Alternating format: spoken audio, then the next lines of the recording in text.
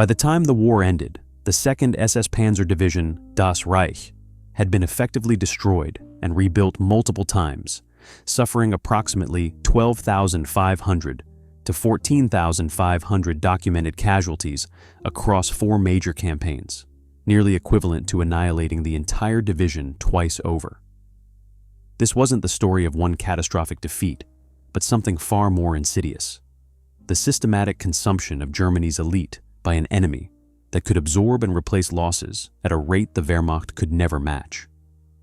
Between 1941 and 1945, the 2nd SS Panzer Division, Das Reich, suffered approximately 12,500 to 14,500 documented casualties, killed, wounded, and missing, across 4 major Eastern Front campaigns: Moscow in 1941 to 42, 2,500 to 3,000 casualties; Kharkov in early 1943, 2,000 more; Kursk that summer, another 3,000.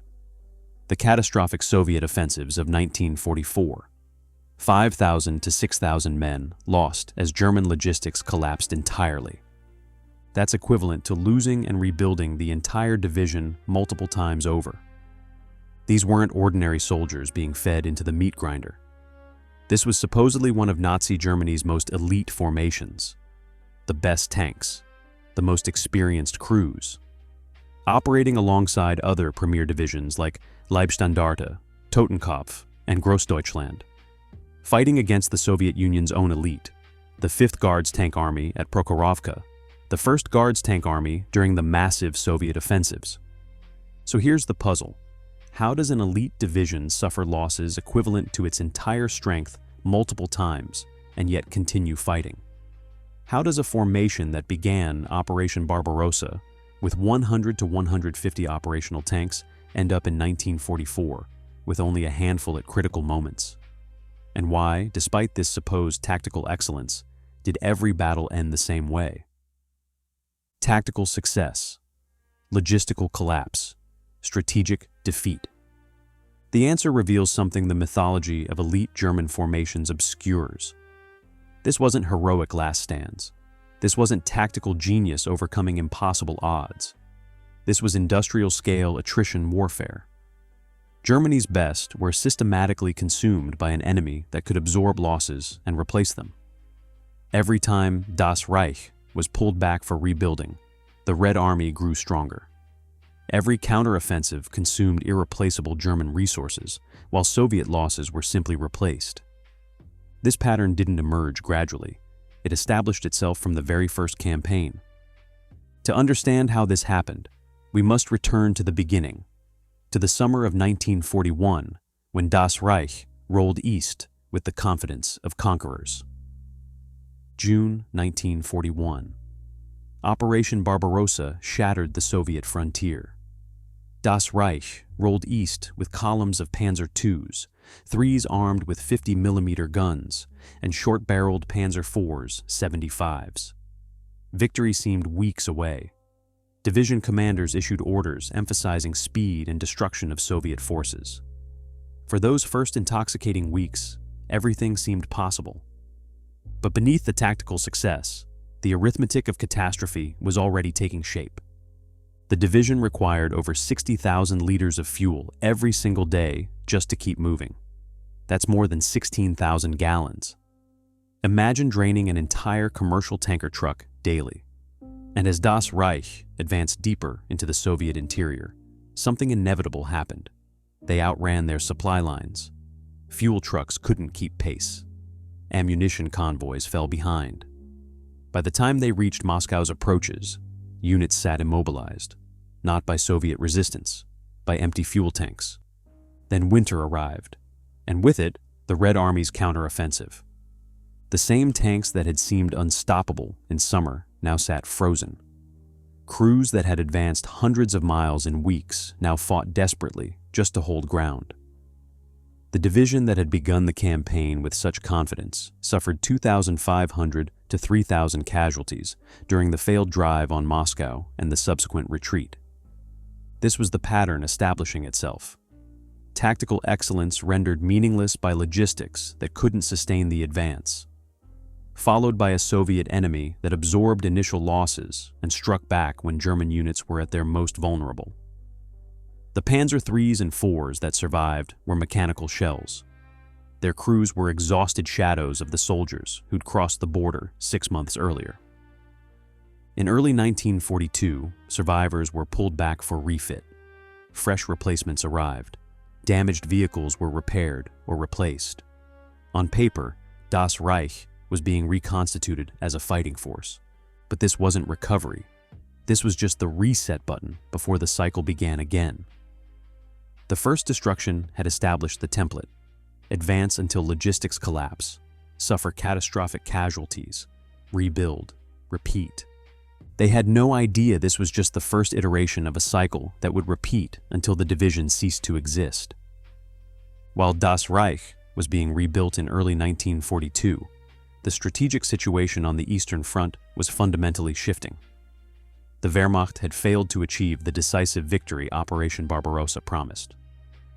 Outside Moscow, what was supposed to be a triumphal march had turned into a bloodbath. The entire German offensive had stalled in the snow. For the first time, the myth of invincibility cracked. But this was just the beginning of Germany's strategic nightmare. By early 1943, the encirclement of the German Sixth Army at Stalingrad shattered what remained of German strategic momentum. The Red Army wasn't collapsing. It was learning, adapting, and most critically, growing stronger with every passing month.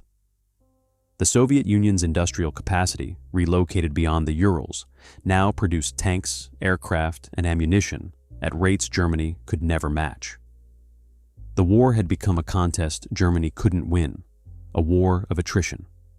And Das Reich was about to become the instrument of Germany's desperate attempts to reverse the irreversible.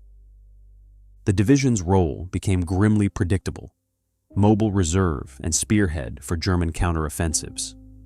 When Soviet breakthroughs threatened to collapse entire army groups, elite SS Panzer Divisions were rushed in to plug the gaps.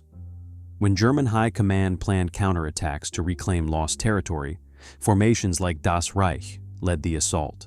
At Kharkov, at Kursk, in dozens of smaller battles that consumed men and machines. The Soviets were fielding entire Guards armies now. The 5th Guards Tank Army, the 1st Guards Tank Army, lavishly equipped formations trained specifically to counter Germany's best. The Red Army was matching elite against elite. But with one crushing advantage: they could replace their losses. Germany could not. By 1944, the strategic situation had become catastrophic. Operation Bagration, the Soviet summer offensive, shattered Army Group Center in weeks. Elite divisions like Das Reich found themselves rushed from crisis to crisis, attempting to stabilize a front that was collapsing faster than reserves could be committed. Each deployment meant another round of casualties, another batch of irreplaceable veterans lost, another cycle of the grinder. Into this deteriorating strategic situation, Das Reich would be thrown again and again, each time rebuilt, each time sent back to face an enemy growing stronger while Germany grew weaker. Who were the men actually issuing the orders? The commanders of Das Reich were not incompetent. They were professionals trained in the German military tradition, men who understood combined arms warfare and mobile operations. But they were also professionals ordering tactical excellence in service of strategic fantasy. And their own stated objectives reveal the growing gap between German ambitions and Eastern Front reality. SS Gruppenführer Paul Hauser commanded 2nd SS Panzer Corps at both Kharkov and Kursk, the higher headquarters directing Das Reich alongside Leibstandarte and Totenkopf. His orders emphasized aggressive maneuver and combined arms tactics. At Kharkov in early 1943, he directed the counteroffensive that recaptured the city, a tactical masterpiece that temporarily stabilized the front. At Kursk, 4 months later, his orders stressed speed and coordination with supporting armor, pushing for the breakthrough that would vindicate German operational doctrine. The breakthrough never came. SS Gruppenführer Heinz Lammerding commanded the division itself during Kursk. leading it into the cauldron of Prokhorovka, where the 5th Guards Tank Army waited in defenses so deep that all the speed and coordination in the world couldn't overcome them. Lammerding's orders called for penetration and exploitation. What his men got instead was attritional fighting, the exact kind of grinding battle that negated every German tactical advantage. SS Brigade Führer Otto Kumm took command in late 1943, just as the strategic situation moved from difficult to catastrophic. Kumm would lead Das Reich through 1944, the year the division suffered its worst losses as German logistics collapsed entirely. By then, issuing orders meant trying to coordinate attacks with tanks that had no fuel, artillery that had no ammunition, supply lines that existed more on paper than on the ground. Tactical competence became nearly meaningless when you couldn't keep your vehicles running. These were the men directing operations. Hauser, ordering rapid advance at Moscow, encirclement at Kharkov, breakthrough at Kursk. Lammerding stressing speed against defenses designed to absorb speed. Kumm attempting mobile warfare when his division could barely move. Each commander competent. Each set of orders professionally crafted. Each objective increasingly divorced from what was actually possible. And these commanders would lead the division through its second major test, the recapture of Kharkov and the disaster at Kursk, where professional competence would collide with strategic impossibility on a scale that would define the Eastern Front. Kharkov seemed to prove that Germany's elite could still turn the tide. But the casualty figures told a different story.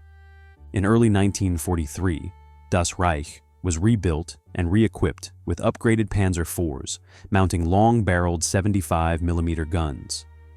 The division formed the core of 2nd SS Panzer Corps, alongside Leibstandarte and Totenkopf.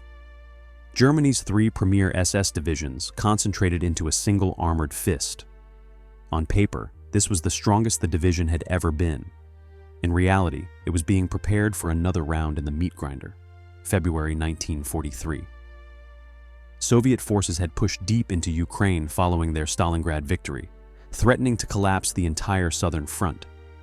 Paul Hauser, commanding 2nd SS Panzer Corps, ordered a counteroffensive. The objective? Recapture Kharkov and encircle the Soviet spearheads before they could consolidate their gains. What followed looked like vindication of German tactical superiority. Das Reich and its sister divisions executed textbook combined arms operations, aggressive maneuver, coordinated artillery, precisely timed armor thrusts. Soviet units, overextended and caught in the open, were systematically destroyed. By mid-March, the swastika flew over Kharkov once again.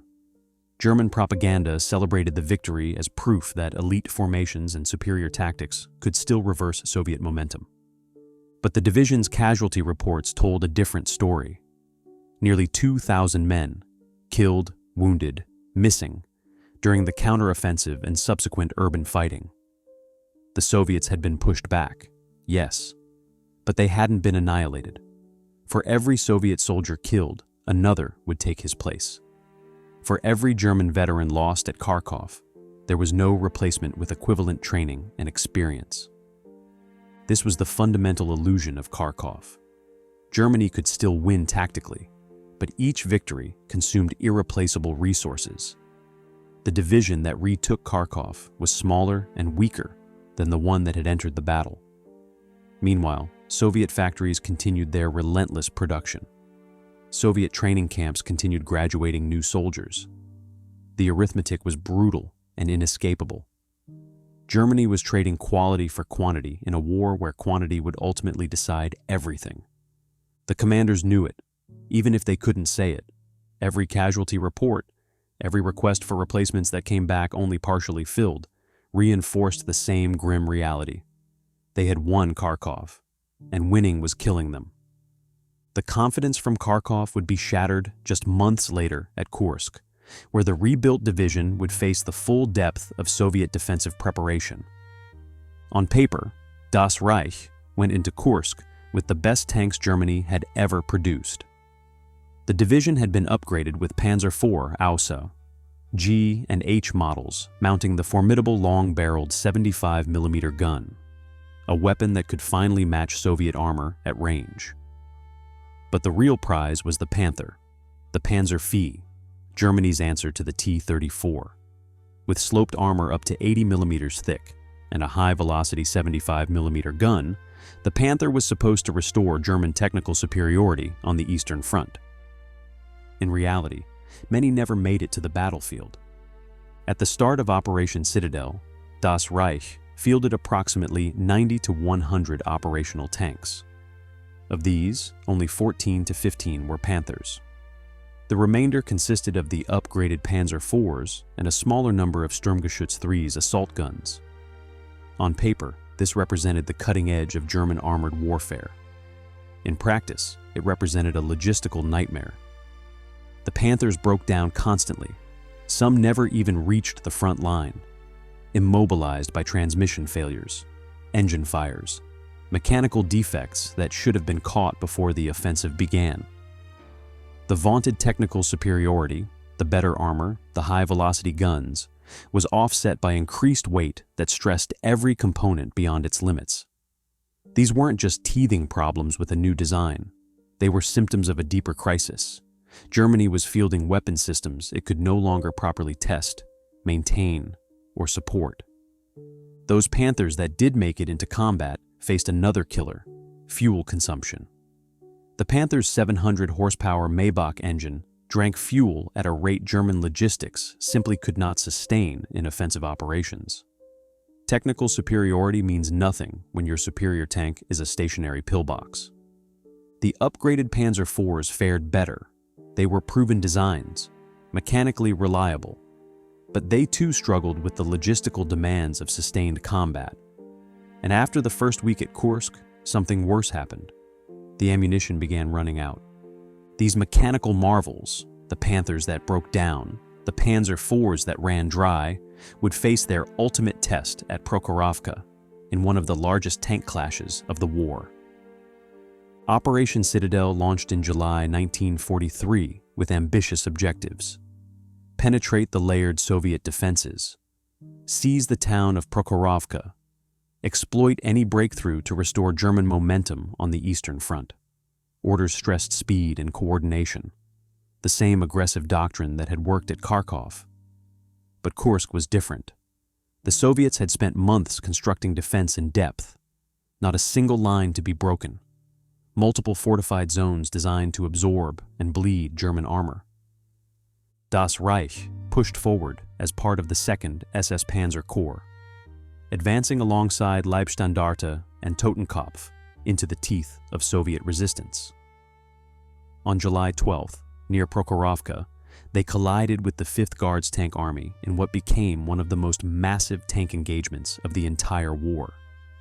Hundreds of tanks on both sides maneuvered across open terrain, turrets traversing, guns firing at point-blank range.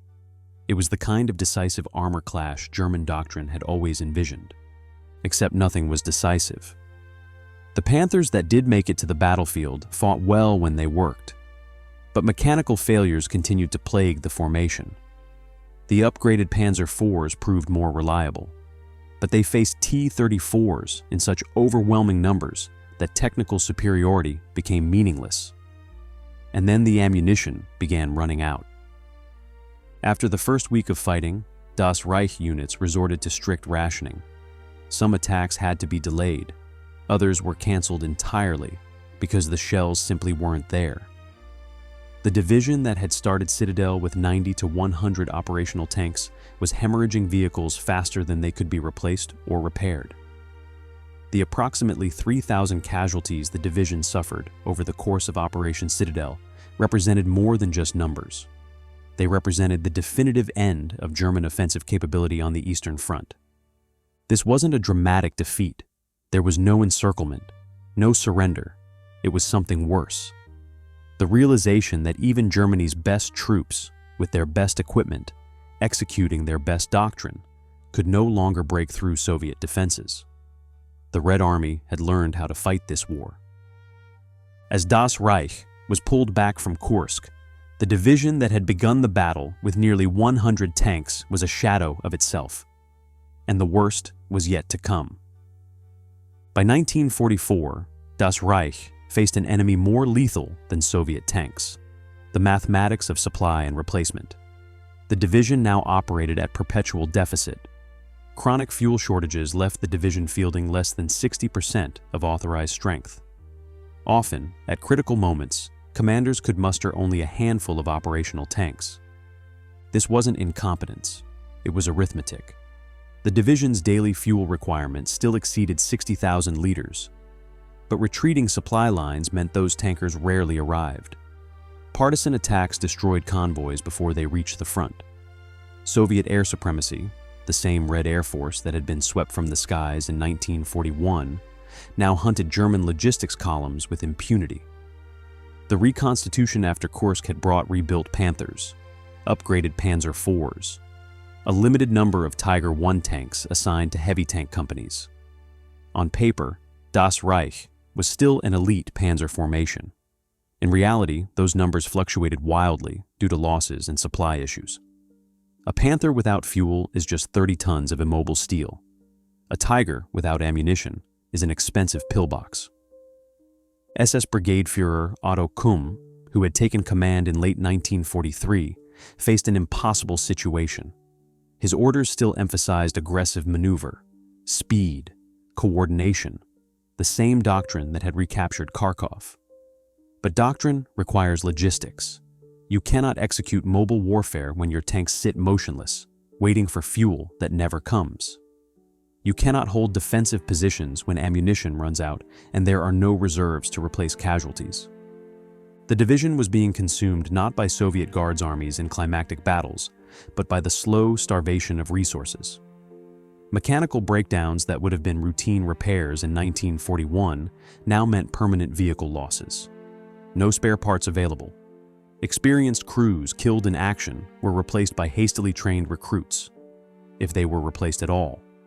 The elite formation that had terrified Soviet commanders was becoming a hollow shell, its tactical excellence rendered meaningless. This was the logistical death spiral in its final stage. A division that could no longer fight, not because it lacked courage or skill, but because it lacked everything else. Into this logistical nightmare came the Soviet summer offensives, and Das Reich would suffer its worst losses yet. The summer of 1944 was not a battle, but a catastrophe. Das Reich was consumed in the collapse of the entire German front. When Operation Bagration smashed Army Group Center in June, the division was thrown into desperate rearguard actions across hundreds of miles of collapsing front lines. This wasn't the mobile warfare for which they'd been designed. This was static defense, piecemeal withdrawals, the grinding mathematics of industrial annihilation. The numbers tell the story of a formation being systematically erased. During Operation Bagration and the subsequent Soviet offensives, Das Reich suffered 5,000 to 6,000 casualties, its worst losses of the entire war. To put that in perspective, the division had lost 3,000 men at Kursk over 2 weeks of the most intense armored combat ever fought. In the summer of 1944, they lost nearly double that as German positions simply collapsed around them. SS Brigade Führer Otto Kumm faced an impossible situation. His orders still spoke the language of counterattack and mobile defense, but the division he commanded existed more on paper than in reality. Units were scattered across multiple sectors, rushed from crisis to crisis as Soviet Guards armies, the 1st Guards Tank Army, the 6th Guards Army, committed their best troops in overwhelming strength. These weren't the desperate Soviet formations of 1941. These were lavishly equipped, superbly trained Guards units backed by industrial output Germany could never match. And Das Reich had nothing left to stop them. The handful of operational tanks that survived were immobilized not by enemy fire, but by lack of fuel. Artillery batteries rationed ammunition so strictly they couldn't provide effective support. Experienced veterans who'd survived Moscow, Kharkov, and Kursk were killed or captured in nameless villages during retreats that never stopped long enough to establish proper defensive lines.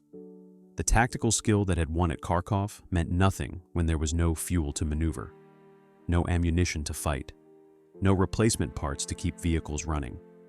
Soviet material superiority had become absolute. Where Das Reich scraped together a dozen tanks, Soviet commanders deployed hundreds. The logistical death spiral had reached its final stage. The division was no longer being defeated. It was being administratively erased from existence. The men who survived 1944 knew what their predecessors had learned at Moscow and Kursk. They would be rebuilt and sent back. For the soldiers of Das Reich, survival was not salvation. It was merely postponement, a temporary reprieve before the inevitable return east. Divisional war diaries from late 1943 onward reveal a psychological shift absent from earlier records. The confident, almost triumphant tone of reports from Operation Barbarossa gave way to something darker, a grim fatalism born from watching the same cycle repeat. The pattern was inescapable. Survive Moscow's winter hell. Get pulled back for refit. Then return to face Kharkov's urban meat grinder. Make it through Kharkov's losses. Rebuild with new Panthers that broke down before reaching the front. Then get fed into Kursk, where another 3,000 men were consumed. Endure Kursk's attritional nightmare. Scrape together replacement tanks and green replacements. Then face the catastrophe of 1944, where 5,000 to 6,000 more were lost as the entire front collapsed. Veterans knew the arithmetic. Each rebuild brought new faces to replace the dead, young soldiers who hadn't yet learned what the survivors already understood. The outcome was predetermined. It didn't matter how well you fought at Prokhorovka, didn't matter if you knocked out 10 Soviet tanks before yours was hit. The Red Army had more tanks, always more tanks, more men, more ammunition. Germany did not. The contrast between command optimism and soldier reality was stark. Officers like SS Brigade Führer Otto Kumm issued orders emphasizing aggressive tactics and mobile warfare, even as fuel shortages immobilized half the division. Headquarters spoke of tactical possibilities, while frontline troops watched the same pattern repeat. Advance until the fuel runs out. Defend until the ammunition is gone. Retreat until there's nowhere left to go. This fatalism wasn't defeatism. The division continued fighting with the same technical proficiency that had characterized its earlier battles. But the psychological toll was undeniable. Soldiers who had survived multiple near annihilations developed a dark certainty about their fate. Letters and post-war accounts describe men who fought not because they believed in victory, but because the alternative was immediate death. They understood they were being systematically consumed, fed into an Eastern Front meat grinder that would eventually kill them all. The rebuild cycle had become a death sentence delivered in installments. Each return from the rear meant another deployment, another battle, another round of casualties that would necessitate another rebuild, until there was nothing left to rebuild. While German soldiers grimly accepted their fate, their Soviet opponents had learned their own lessons about how to destroy elite formations. The Red Army that Das Reich faced in 1944 bore little resemblance to the force that had retreated in 1941. It had learned, adapted, grown stronger, and the Soviets had learned their lessons by studying the same elite formations that were killing them. When the 5th Guards Tank Army clashed with Das Reich at Prokhorovka during Kursk, it wasn't a desperate defensive stand. It was a deliberate deployment of Soviet elite against German elite. The Guards designation wasn't honorary. These formations were lavishly equipped, extensively trained, commanded by officers who had survived years of brutal combat. They represented the Red Army's answer to Germany's Waffen SS divisions. Match the enemy's best with your own best. The difference was strategic, not tactical. Both sides fielded elite formations. Both committed their most experienced troops to critical sectors. But when the 5th Guards Tank Army suffered devastating losses at Prokhorovka, it was rebuilt and returned to combat. When the 1st Guards Tank Army was mauled during subsequent operations, replacements arrived from training depots across the Soviet Union. When the 6th Guards Army faced Das Reich during Operation Bagration, it fought with the confidence of soldiers backed by inexhaustible reserves. This was the asymmetry that doomed Germany. Das Reich and its sister formations, Leibstandarte, Totenkopf, Großdeutschland, were repeatedly thrown against Soviet Guards armies in a contest of elite versus elite. The tactical battles were often close, sometimes even German victories, but each engagement consumed irreplaceable German resources, while Soviet losses were absorbed and replaced within months. By 1944, the evolution was complete. The Red Army that had been swept from the skies in 1941 now possessed air supremacy, hunting German logistics columns with impunity. The Soviet formations that had been encircled and destroyed during Barbarossa now executed complex combined arms operations that rivaled German doctrine. The industrial base that had been evacuated east in desperation now outproduced Germany's entire war economy. Soviet officers studied German tactics, adopted what worked, discarded what didn't. They learned combined arms coordination from watching panzer divisions operate. They absorbed lessons about mobile warfare from being on the receiving end of German breakthroughs. And they applied these lessons with resources Germany could never match. Endless reserves of men, tanks that rolled off assembly lines faster than they could be destroyed, ammunition stockpiles that made the German shortages at Kursk look catastrophic by comparison. This was the fundamental equation that doomed Das Reich. Facing an enemy that improved while possessing resources Germany could never match. The destruction of Das Reich was not a tragedy of poor tactics or cowardly soldiers. It was the inevitable mathematics of strategic overreach, colliding with an enemy that could absorb punishment and return stronger. Consider the journey. Das Reich began Operation Barbarossa with 100 to 150 operational tanks. By Kursk in 1943, they fielded 90 to 100 at the offensive start. Impressive on paper. But those 14 to 15 vaunted Panthers broke down before even reaching the front lines. By 1944, the division that had spearheaded Germany's greatest victories could muster only a handful of operational tanks at critical moments. This wasn't decline, it was systematic consumption. Each German counteroffensive consumed resources that could never be replaced. At Kharkov, 2,000 casualties to retake a single city. At Kursk, 3,000 more ground down in attritional fighting that achieved nothing. Then the catastrophe of 1944. 5,000 to 6,000 lost as the entire front collapsed. Meanwhile, the Soviet formations they faced, the 5th Guards Tank Army, the 1st Guards Tank Army, the 6th Guards Army, absorbed comparable losses and returned stronger. With more tanks, more ammunition, more everything. The arithmetic was always against them. Paul Hauser could issue orders emphasizing aggressive maneuver. Heinz Lammerding could stress speed and coordination. Otto Kumm could demand mobile warfare. But orders meant nothing when the fuel trucks didn't arrive, when spare parts didn't exist, when the Red Air Force, swept from the skies in 1941, now hunted supply columns with impunity. Das Reich was not defeated in a single climactic battle. They were methodically bled white across 4 years, nearly destroyed at Moscow, reconstituted to suffer again at Kursk, shattered in 1944's collapse. Each rebuilding was temporary reprieve before inevitable return to the grinder. The division that began the war as Germany's elite finished as scattered remnants. The ultimate proof that wars are won not by tactical brilliance, but by the cold arithmetic of resources, replacement, and strategic depth. The Eastern Front didn't need dramatic defeats. It had something far more devastating: mathematics.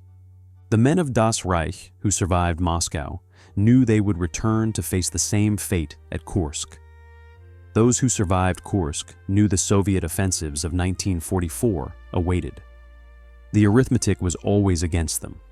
Each German counteroffensive consumed irreplaceable resources, while Soviet losses were simply absorbed and replaced.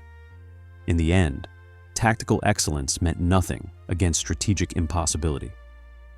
And the division that began Operation Barbarossa, with 100 to 150 tanks, ended the war as scattered remnants. The ultimate proof that Germany had lost the Eastern Front, not in a single climactic battle, but in the slow, methodical grinding of attrition warfare against an enemy with limitless depth. If you enjoyed this story, hit subscribe for more World War II historical deep dives every week. Thanks for watching.